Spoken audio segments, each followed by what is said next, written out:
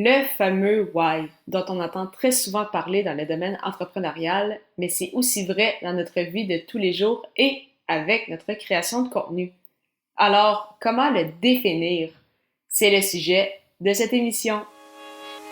Les médias sociaux en affaires est votre rendez-vous hebdomadaire pour en connaître davantage sur les différents réseaux sociaux et les plateformes de création de contenu dans un contexte d'affaires.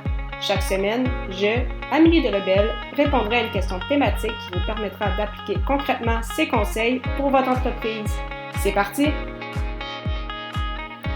Salut et bienvenue à cette 82e émission des médias sociaux en affaires, une 28e dans le cadre du défi J'envoie et je réponds à la question comment définir son pourquoi. Donc, cette idée justement qui m'est venue à la suite de l'épisode d'hier, donc l'épisode 81 sur comment en fait s'assurer de réaliser nos objectifs en lien avec notre podcast. Si vous n'avez pas eu la chance de l'écouter, je vous invite à le faire donc au amiedelebel.com/E majuscule 081. Et également, j'avais parlé justement de mon fameux pourquoi à l'épisode 50, donc pour célébrer ce plateau. Également, si vous n'avez pas eu la chance d'y jeter un coup d'oreille, simplement vous rendre au amiedelebel.com/E majuscule 050. Donc, tout d'abord, comment définir son pourquoi?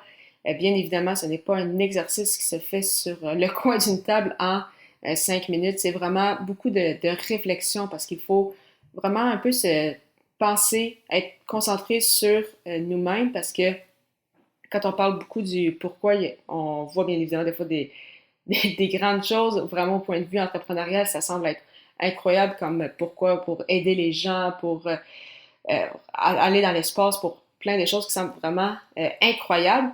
Mais avant de penser au pourquoi de votre entreprise, c'est vraiment important de définir votre propre pourquoi personnel. Parce qu'en connaissant votre pourquoi personnel, vraiment, ça va avoir un énorme impact sur le pourquoi en fait de votre entreprise, de pourquoi justement vous êtes lancé dans le domaine entrepreneurial. Donc, si j'y vais de mon côté personnel, justement, mon fameux pourquoi, c'est en fait, c'est je veux être libre de mon horaire, de mon emplacement et financièrement. Donc, vraiment la liberté qui est un mot très important pour moi. Donc, je veux justement être libre de quand est-ce que je décide de travailler, où je peux être, où je peux vivre, où je peux justement travailler et bien évidemment aussi au niveau de la liberté financière. Donc, ne pas dépendre vraiment d'un contrat ou de dépendre d'un élément d'un revenu pour en vivre et que si jamais je perds ce revenu-là, eh bien, je me retrouve comme on dit en bon québécois, un peu dans le caca. Donc,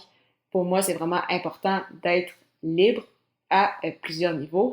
Et sachant cela au niveau personnel, bien évidemment, je souhaite la même chose pour mes clients, je souhaite la même chose avec mes partenaires, mes collaborateurs, ceux avec qui je travaille. Donc, c'est pourquoi je veux aider justement les entrepreneurs à se démarquer sur le web par le biais de la création de contenu avec bien sûr du contenu à leur image. Puis pourquoi je veux ça pour eux, c'est en créant justement du contenu, en ayant une stratégie qui va leur permettre d'amener des clients, de bâtir leur crédibilité, leur relation sur le long terme.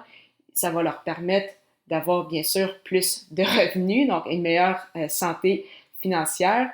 En ayant justement plus de revenus, ça va leur permettre d'embaucher, donc d'avoir peut-être des pigistes, avoir des employés, donc ça va leur libérer du temps dans leur horaire.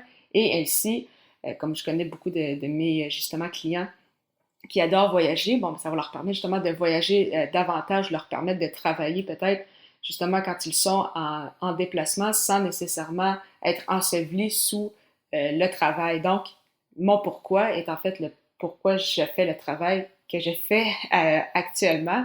Et en fait, c'est un peu ça aussi mes idées en lien avec mes différents projets. Donc, quand j'ai lancé mon blog, c'était un peu pour ça aussi. Donc, je voulais, c'est ça, me faire connaître. Je voulais justement démontrer mon expertise. Même chose avec mes podcasts pour justement avoir encore une fois une plus grande liberté sur mon horaire, mon emplacement et au niveau financier.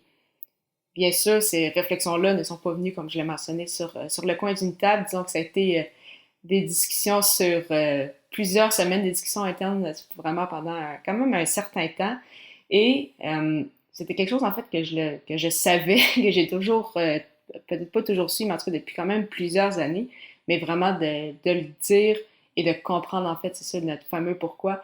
C'est assez incroyable aussi comme sentiment. Puis, ça débloque aussi pour la suite des choses, parce qu'une fois qu'on connaît notre pourquoi, on va poser des actions pour réussir justement mais ces objectifs pour justement suivre notre fameux why, et ainsi tout devient un peu plus clair, disons-le.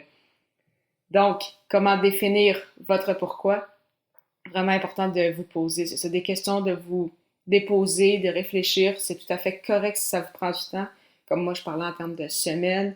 Il y en a pour d'autres, ça va être plus en termes de mois. Donc, vraiment, prenez le temps. Il n'y a vraiment pas de souci à ce niveau. Et bien évidemment, il peut toujours évoluer ou vraiment être plus défini au fil du temps. Mais vraiment, pensez à votre why, à votre pourquoi personnel. Et par la suite, vous allez être en mesure de l'adapter à votre entreprise. Parce que justement, en connaissant votre pourquoi, il y a des bonnes chances que vous souhaitez en fait la même chose pour vos clients ou clients potentiels. Et c'est la même chose quand vous allez justement vouloir lancer différents projets. De votre côté, à la suite de l'écoute de cet épisode, est-ce que vous connaissez votre pourquoi? Est-ce que ça vous a amené peut-être des réflexions ou peut-être que vous écoutez cet épisode-là et vous le saviez déjà?